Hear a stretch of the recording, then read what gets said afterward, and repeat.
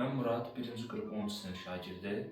Bugün sizinle birlikte birinci grup 2023-cü ildə olan qəbul imtahanı 66-cı sualına baxacağıq.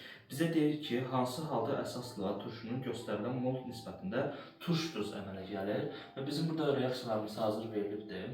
Deməli, burada birinci A variantında OH və H bir-birinə bərabər olduqları üçün, yəni hər ikisi də 3 olduğu üçün bu alınır normal duz. B variantında isə OH və H bir-birinə burada da bərabərdir və hər ikisi də 2 olduğu üçün bu da normal duz. C variantında da həmçinin OH və H bir-birinə bərabərdir və hər ikisi də 2 olduğuna görə bu da normal duz.